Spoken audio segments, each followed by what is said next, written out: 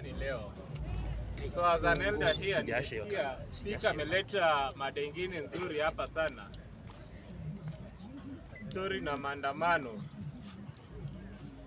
Yes, mimi nasema maandamano bado tutaenda. I'm a die-hard supporter of ODM. I'm a follower of Baba. Na vile ilivyo maandamano tutaenda regardless of where hawa wenye wanaiba vitu watatoka. Sisi tunaenda kuandamana.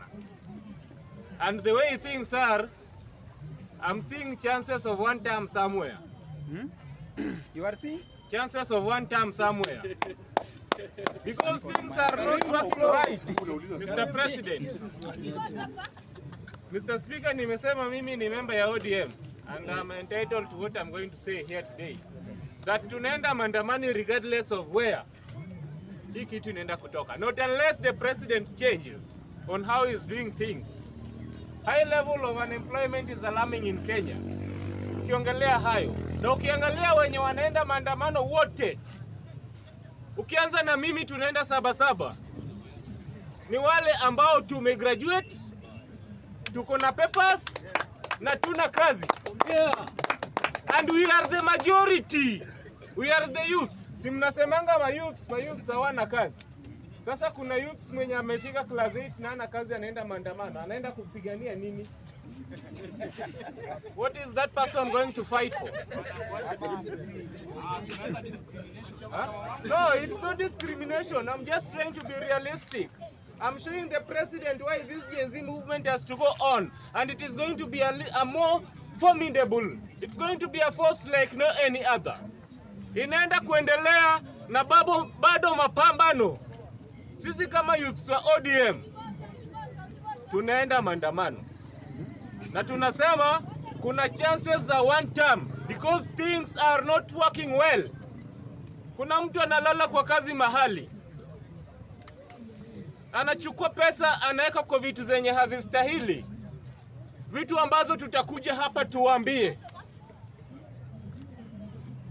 Wanachukua vijana wengine wadogo, wale wenye wanaonekana wako vocal, the goons. Let me just talk about the goons. Wanawapea pesa ili wa neutralize what Gen Zs are fighting for. In fact, today I'm going to declare this, and it is already declared somewhere. All graduates from all the but nilisikia hata Mr. President anafanya RIAT na kwa university. RIAT stand for Ramogi Institute of Technology. It's not worth it. There's no need of that because he's giving us status, there are no jobs. Afadhali atuambie mapema tukimaliza form 4 which hata class 8 I'm knowledgeable enough. Hiyo pesa ya kwenda form 4 tuanze nao mabiashara, tuendelee nao mbele hivyo. All comrades tunaenda kwa universities zetu, our respective universities. Tunaenda kuandamana kutoka hapo. Mr. Speaker, hiyo ni story ya maandamano nimemalizia. Sasa nataka kuongelea hii maneno ya KDF. Mr. Speaker, honestly, hapo naye nadhani mwenye ali-advise, I think that guy was so clever. Those are the guys we want. Hakuna pesa kwa ground, lakini mtu amekaa tu kwa barracks. Ati amepewa combat. Kazi ni kwenda mess na kukula. Na kwenda kucheza games. Ati unalinda nini bana? If you've been given money by the government, you're on payroll. Use your pocket to feed you. Buy that food. So that you pesa yenye wanaharibu kuwapatia chakula na wanapewa mshahara ifikie wananchi wa kawaida. Na president, hiyo pesa usichukue utenge mambo mengine. Ati unapeleka wapi? Usitenge. Tafuta wenye unaweza create opportunities, employment for youths with that money. Kuna watu wameenda technical hapa. Kuna watu wameenda ma universities hapa. Kuna wale wenye walijaribu wakafika mahali hapa. Just look a way in which you are going to sort those people. Otherwise, one time. Unasema simple bwana. Niko. Unakuja. Nimesema don't misquote me. I'm a supporter of ODM. I'm in ODM. And I'm correcting the president because it's going to go one term. There's no need of lying to him here. That you know we are sugarcoating you. Naona Mr. President, one time is coming. Na tunakuja one time. Saba. Utaona hiyo one time inafika. Leo si Wamnyora alikuwa huko nini? Ilikuwa Narok. Narok. Alienda kuongea na wale vijana. Wakuje waanze kuiba huku tena. Watupige huku tena. Huh? Let it be genuine, Wamnyora. If you are serious about that, if you have a revolution, you want us to make this guy go one time, then we are going to go that. So, I support that motion. Hapo place penye wametoa hiyo subsidy ya KDF, Mr. Speaker, it's a very good thing. And we support it. So, use it wisely, Mr. President. We are not going to relent on this. We are not cooling down anytime soon. Naona Murkomen alisema watu wapigwe marisasi. Then my mother is going to have a early grave. Because anatuambia ati tusiende, siji tutakufa vibaya. So mbona tuteseke instead of dying for our rights? If Murkomen has decided that is the way to go, why we just have to go by his ways? If that is his game, we are going to help him play that game. If he has to kill us, Murkomen, you are going to kill us because you are fighting our rights. Number one enemy and number one problem that we are going to come out with, Mr. President, lazima uangalie mambo ya youth. Unaona vijana wako huko juu, wazee wamekaa kwa viti wanatuangalia, siji vijana wana nini, na kuna mwenye ako competent ako hapa ama ako mahali unataka wa praise. We are not going to go that direction. So mada ingine ya tatu ilikuwa gani? Time going. Ile ya kwanza. Wamekubali ile ya order. Hamuta order. Zilikuwa mada tatu. Wewe nimesema dakika ni 3. So ukikuja order. Ukisema wana. Sikiza. Tulia. Order. Tulia. Ile ya tatu ilikuwa gani? Bwana order. Bwana nimesema mara ni 3. Na nitaingiza hapa mtu wa opposition na mtu wa serikali. Ongea kuja na nini yako kwa hiyo dakika 3. Ongea kwa hiyo dakika 3. Ama kama mnataka niongeze dakika mniambie ongeza dakika. But huwezi niambia tu eti ongea. No. Hatuwezi enda hiyo njia. Hii ni bunge. Na lazima tu sheria zifuatwe. So my brother na anaongea vitu zina make sense. Unaona?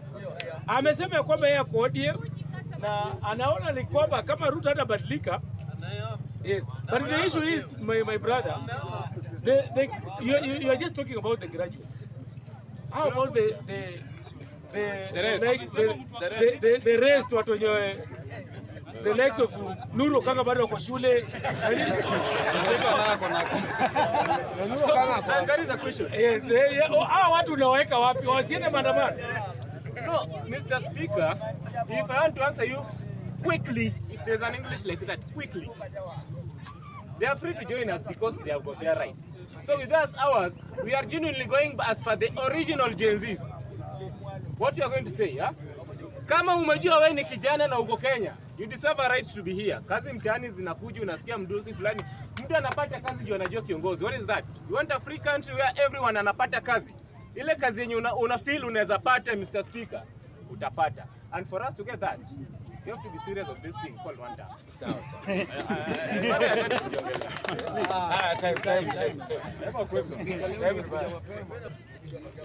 Na nashukuru sana kwa nafasi hii.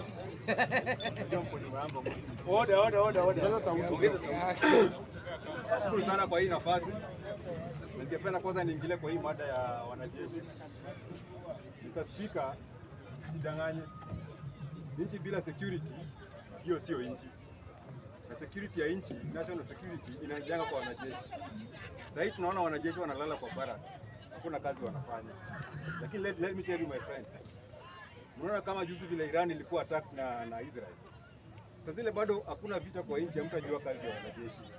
Lakini the moment nchi inakuwa attacked na foreign nation, mtajua umuhimu wa wanajeshi. Wanajeshi hiyo kazi wanafanya iko commensurate na ile kitu wanapata. In fact mimi nikiangalia wanajeshi wa Kenya wako underpaid. hao wanajeshi wanafanya kazi kwa barracks na wanafanya kazi kwa jeshi, wanakuwa walipwe vizuri, manake hii nchi inahitaji wanajeshi zaidi. Tayari vile tuko hivi saa hii, serikali yetu tumesha polarize nchi yetu na nchi zingine. Juzi tuliona watu wa rebel forces za Sudan walikuja Kenya, wakafanya launching yao ya hiyo chama yao hapa Kenya, which ilikuwa ni makosa. Na Sudan wale tunawajua vizuri sana, wale wanatoa vita, wanazamuka asubuhi na muamue Kenya imeanza kulipuliwa. Tutafanya nini? Tutatani kwa majeshi wetu, and the same in apply mpaka kwa polisi wetu. Ndio saa hizi tunaona polisi ni wabaya, wanapiga watu, wanafanya nini, lakini let me tell you my friends, saa hizi polisi saa hivi tumesimama hapa, waseme wameresign saa hii au wamestrike saa hivi tumesimama hapa, hamtajua hii Kenya inakaa, mtashangaa sana. So security is very important na lazima tuempower watu wa security. The only problem is wanatumika na wanasiasa kufanya vitu ambavyo hazifai. Inafaa hiyo security sector ikuwe streamlined kabisa, ikuwe ni kitu ambayo inafuata national ethics na sio ethics za wanasiasa. Manake wanasiasa wanakuja wakienda, lakini security ina maintain kwa nchi. And so tukiangalia kama wanajeshi wetu wamepewa nafasi, wamenyang'anywa nafasi ya kupewa lunch, hiyo ni makosa. Pande yangu mimi kama mwananchi naona wananchi wafai kuwa punished. Jeshi wafai kuwa punished kwa ile kazi wanafanya. Nikimalizia hiyo narudi kwa agenda ya maandamano. Na tukiangalia kwa undani mambo ya maandamano, my friends, mimi on my part nasema Ruto tambili. Ruto anapewa 10. Kwa nini Ruto anapewa 10? Kwa sababu my friends, Kenya ni nchi ya siasa. Hapo pale tumefika sababu ya siasa. Na tukiangalia kutoka huko nyuma, tukitoka kwa historia, manake historia inatufundisha pale tuko na pale tunaenda. So far tumeshaangalia president wangapi wamekuwa Kenya, almost 4. Ruto ni 5. Hao watu wameenda tamu zao zote. Mbona saa hizi ndio tumeweka siasa ya kwamba Ruto ndiye hafai? Hafai kwa nini? Hafai sababu ya kabila yake. Hafai kwa sababu ya nguvu yake ya ngozi, ama hafai kwa sababu gani?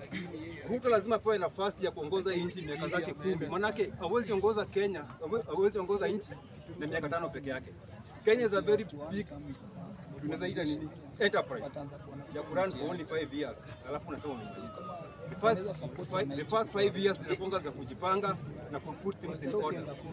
The following 5 years zinakuanga ni za kuimplement steps zenye umepanga. Kwa hivyo rais lazima apewe nafasi zake miaka zake 10, sababu alichaguliwa democratically. Alichaguliwa, na wakati alichaguliwa tulikuwa hapa tukakubali na kaapishwa.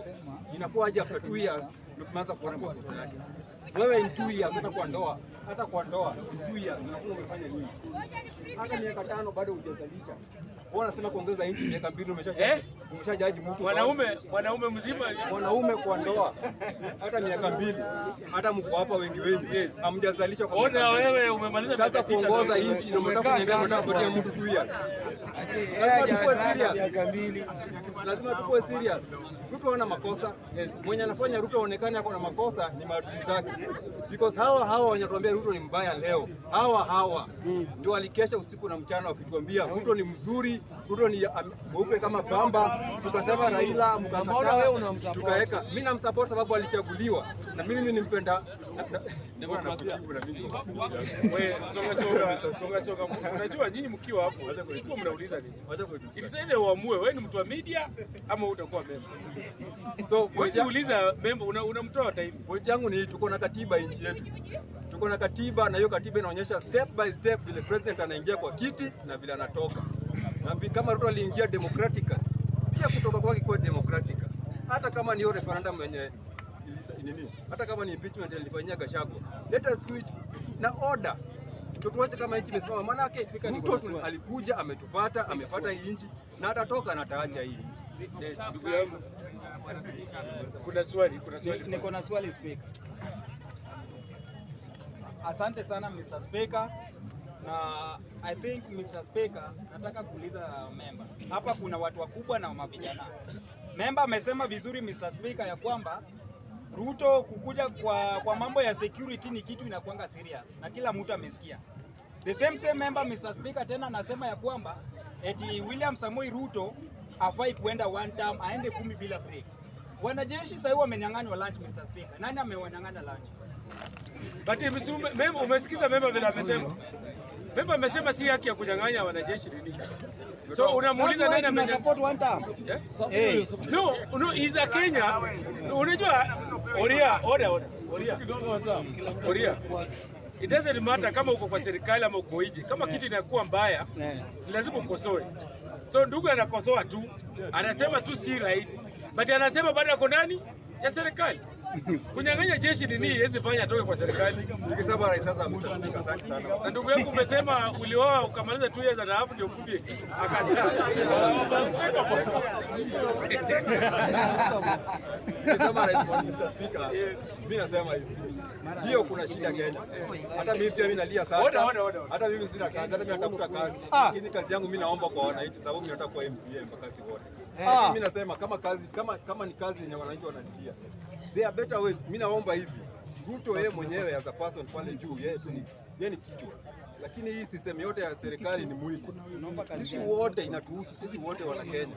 Tukae chini sasa tuanze kutafuta njia sababu hii mambo ya Gen Z imekuwa too much. Imekuwa ni problem. Hatuwezi ingiza vichwa zetu ndani ya mchanga kama ostrich tuasiu. Hizi shida zitaisha. So sisi wenyewe discussion zianze, debate zianze kuanzia hapa kwa hizi forum ndogo kama hizi za mashinani. Sisi wenyewe tunaweza kutafuta njia ya kufikisha nchi yetu kwa laini. Mwenyewe Ruto tunaweza muangalia tukitoa bado hizi shida zitabaki. Tuangalieni hizi shida tutazimaliza aje once and for all. Because hata tukitoa Ruto saa hii, leo asubuhi amke kesho aseme yeye ameenda ameacha hiki. Bado hizi shida zitabaki. Hizi shida ziko wapi?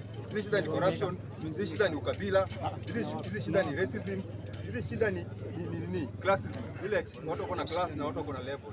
Hizi zote tunafaa tukae chini na tuangalie kama wananchi tunaweza tu aje. Otherwise nimewaliza sana. Wanajeshi lunch.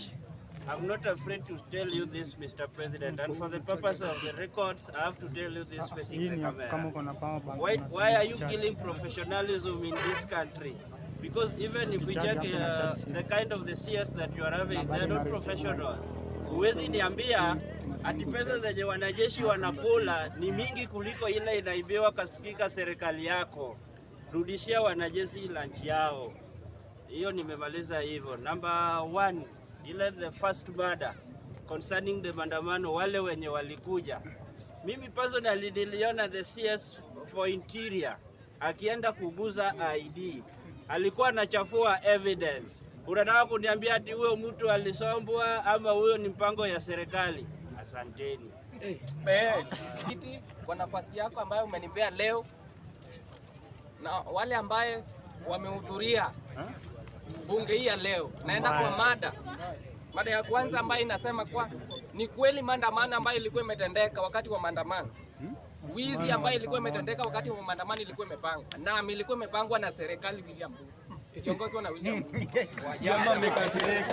Mwalimu ongea.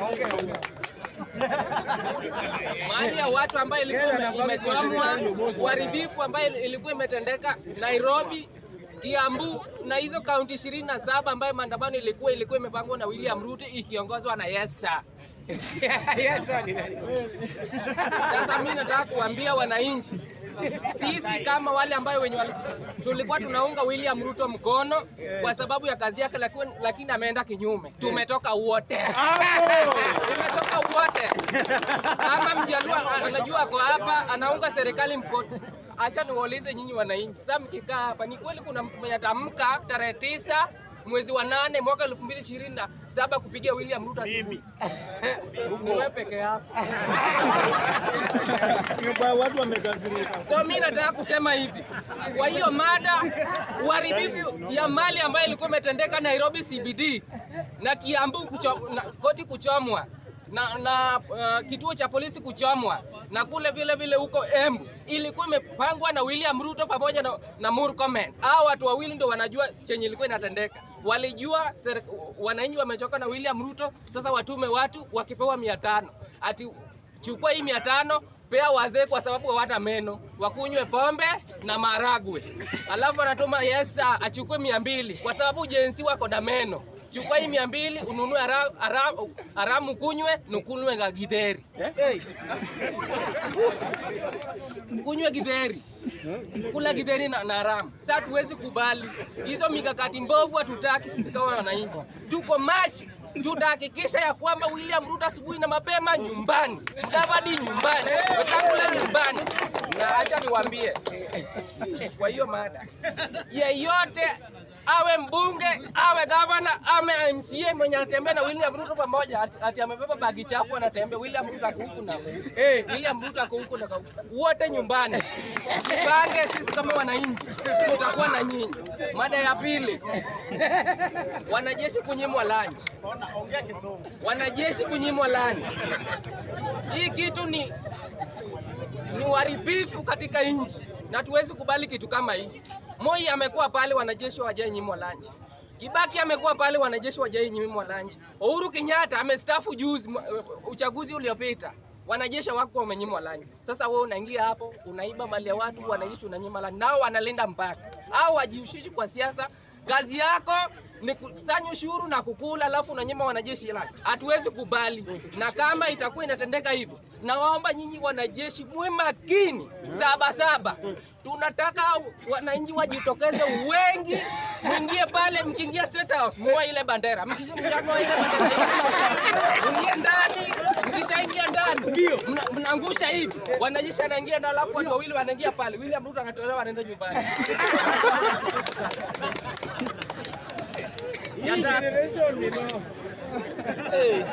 Ni kweli maandamano iliyotokea, uharibifu ambayo ilikuwa imetokea, ilikuwa imepangwa na watu kutoka Mlima Kenya. Uongo.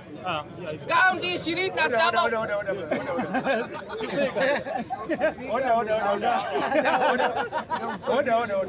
Member, mada ya tatu wameuliza just simple question and you are a teacher. Na ulikuwa teacher amekazirika. Na uliandika aje? Sasa ulikuja tu nazo zako. The question was just ni mwalimu bwana. Wameuliza ya kwamba hii maandamano ilikuwa hapa ni opposition ama serikali, sio Mount Kenya. No, amesema Mount Kenya. We uko wapi we? So mimi niko hapa namsikiza. Sawa, asante sana mwenyekiti kwa sababu ya urekebishaji wako. Acha niendelee. Wewe si unasikia amekubali? Na uko hapo na sasa maandamano ambayo ilikuwa imepangwa na serikali. Ati kama ilikuwa imepangwa na serikali ama ilikuwa imepangwa na upinzani. Hii kitu ilikuwa ya Wakenya wote ambao wanataka William Ruto waende nyumbani, na ikikuwa jamii moja kutoka Mlima Kenya. Ilikuwa kaunti 27. Hiyo inaonyesha nini? Inaonyesha kuwa William Ruto watu wamtaki. Kama Kisumu maandamano ilikuwa, Homa Bay kwetu maandamano ilikuwa.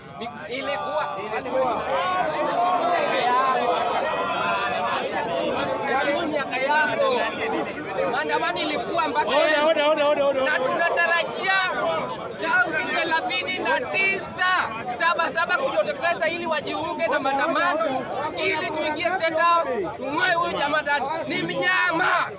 Asante sana. Kitu ya kwanza na shukuru wa Kenya wenye walijitokeza tarehe 25. Ya pili, tumesikwa na hali ya msikitiko na kuogofya. Kama Wakenya wanaweza uawa kama panya, nguruwe, kama maumbwa, alafu mtu anasimama pale na kiparangoto yake bila heshima, ati ni minister anasema ati shoot to kill. Polisi tunaishi na nyinyi hapa. Ukiua Mkenya mmoja, police station ndani Tagela. Tunapiga matako yenu mbaya sana. Sema one time. Sema one time. Sema one time.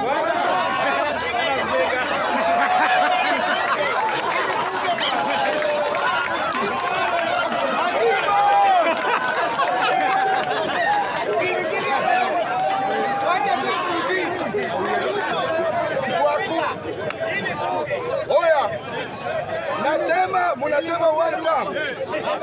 Haribu uchumi yetu. One time. Hatuko kwa kampeni. Mimi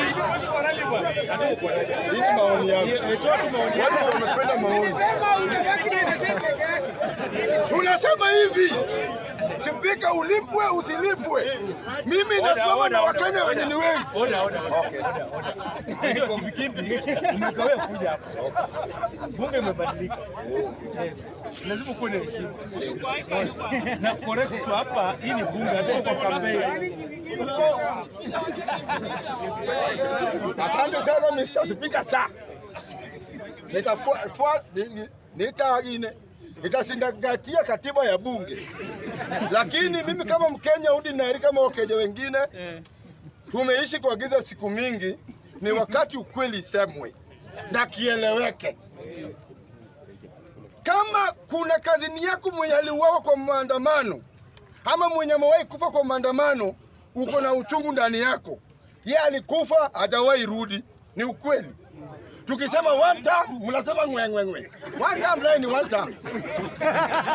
Ya pili, sisi kama Wakenya, hebu angalia, nataka muangalie kitu na Murizo na mimi. Minister mwenye anajiita amesoma, kumbe hata studio kuna akili kuliko Murkomen. Murkomen anasema ati polisi shoot to kill.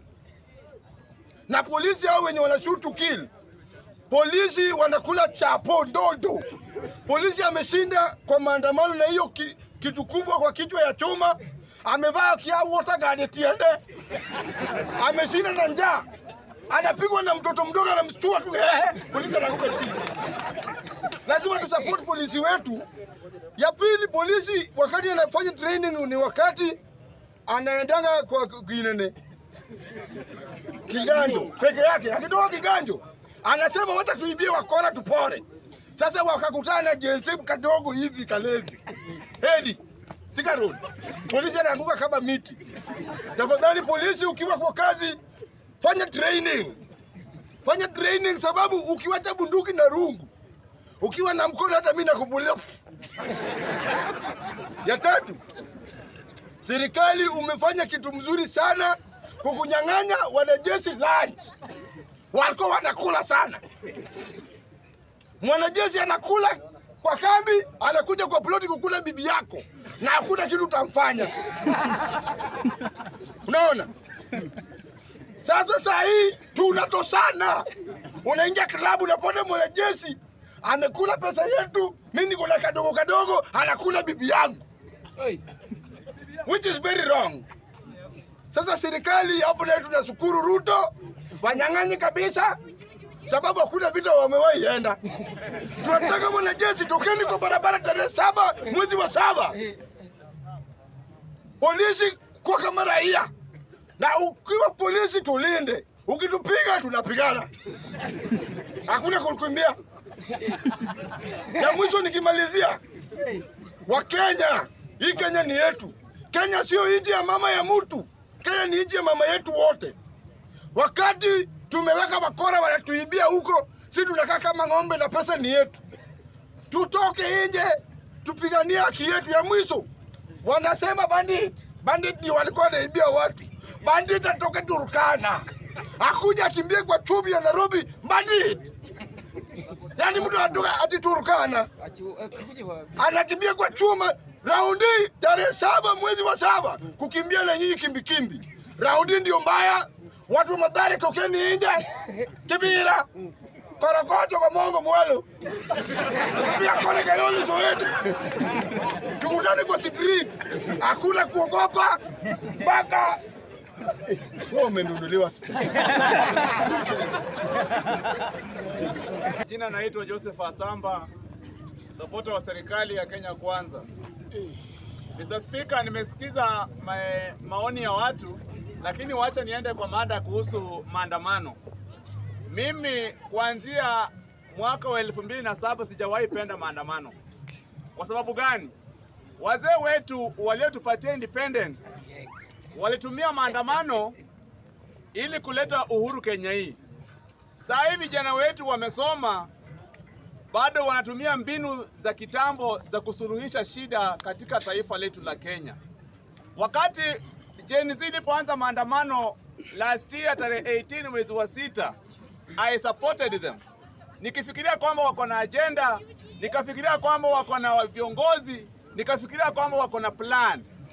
Lakini later on I discovered that they were planless, they were leaderless, and they had nothing to tell Kenyans. And even now, Gen Z is just a group of criminals. And if we are not careful, this country is going to breed criminals in the near coming future. Lazima tukashifu mambo yenye watu wanajikusanya generation fulani ati inataka ipressurize serikali kufanya venye wanataka. Vijana wetu wamesoma, hatukatai. Comrades wanasema kwamba wamesoma. Na mtu asiwadanganya hadi sisi hatujasoma. Hata sisi tumesoma. Lakini tunaona jinsi vile mnataka kupeleka taifa letu la Kenya. It is you want to take this country into a very dangerous direction. Hata kama William Ruto atatolewa, your demands cannot be achieved even if Rigathi Gachagua or Matiang'i or Kalonzo will take over. Then meaning that the agenda of Gen Z itaendelea na ikienda hivyo, we are going to breed a criminal gang in Kenya, a gang that we will never actually defeat in the near coming future. Yes. Therefore, mimi naambia hata kanisa, wakati vijana wameandamana, tumekuwa na 14 rape cases, tumekuwa na one. There is a question. Mr. Speaker, in your presence, member is calling Gen Z a criminal gang, which is wrong. I'm telling you here. Second thing, in the Constitution, demonstration is a means of expressing interest and disagreement. And in fact, by nature, if diplomacy fails, we use violence. So our violence, Mr. Speaker, as I inform my learned friend, is that demonstration is not for gangs. So as you continue, don't call Gen Z's gangs. But order. Member, umemsikiza member akisema vizuri sana. Amesema itafika time saa hii hawa vijana wenye wanaita Gen Z. Itafika time in the future itakuwa gang. Not say hajasema saa hii. Okay. Katiba yetu ya Kenya, Article 37 of our Constitution inasema ya kwamba you have a freedom and you have a right to demonstrate peacefully, to protest in order to present your petition to public authority. Haisemi ya kwamba you dictate, and in fact your demonstration is not peaceful. And why am I against demonstration? Demonstration now creates a medium through which criminals express and execute their evil on the streets. Yes, Mr. Speaker, ninasikitika sana naona kwamba watu wanaambia serikali ya kwamba ili tackle protesters with a lot of force. Lakini ukienda kwa ukweli, the protesters were tackling the police with a lot of force. Something that forced the police now to tackle them in the same way. Kanisa limekataa kukataza hawa vijana kwa sababu they created an avenue through which rapists took an advantage. They created an avenue through which thieves and thugs and other criminals. In fact, Gen Z, unaweza kuwa nyinyi mlikuwa watu wazuri, wa comrades. Nyinyi ni graduates, mlikuwa salama sana kwa barabara. Lakini mlikuwa mmecreate a medium through which now wale wengine wanapitia ndani yenu kufanya criminals. So that's why nasema kwamba Gen Z, it is a criminal gang, yes, forming up in this country. And this criminal gang must be stopped as early as this. yes. If we delay stopping this criminal gang, my friends, Yes. hata wazazi wetu, hawa vijana wataingia pao kwa makanisa, watakuja sadaka, watakuja divai.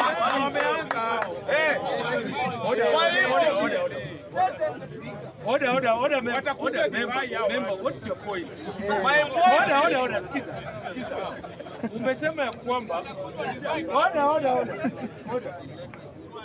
umesema ya kwamba hao Gen Z ni watu wazuri sana, ni walikuwa na ajenda nzuri sana, but kuna criminals waliingia ndani, but tena baadaye unasema Gen Z ni criminal. Wacha Mr. Hujasikia vizuri. Nimesema kwamba Gen Z, we are breeding a criminal gang. We are breeding a criminal gang through this Gen Z perception. That is why tunasema ya kwamba even if we have a problem in this country, you want to reform them?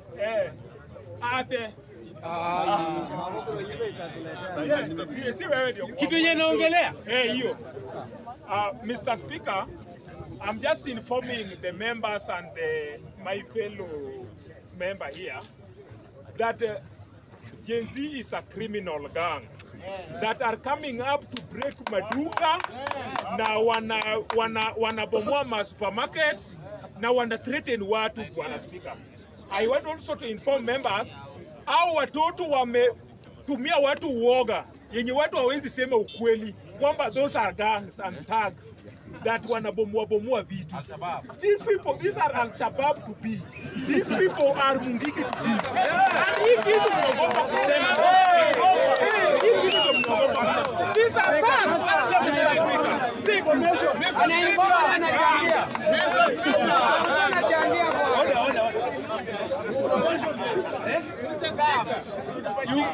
Is it about the memory?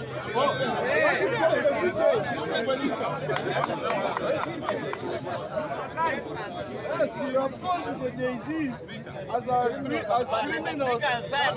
Order. I want to ask you a question. 2 weeks ago, we saw Sakaja bringing in the criminal gangs who are being escorted by the police. I'm seconding that. Kama Gen-Z ni gang, Gaucho ndiye gang. Wewe kuja useme wewe. Wacha nikuje. Order. Wacha nikuje. Jibu yeye. Ni swali hata nimjibu Gaucho haraka. ndiye gang namba 1. Order.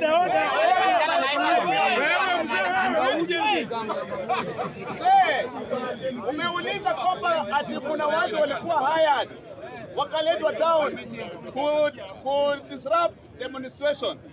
Ukiangalia vizuri those who are Gen Z, that is why I'm calling them criminal gang, because they will be hired to do anything wrong in this country.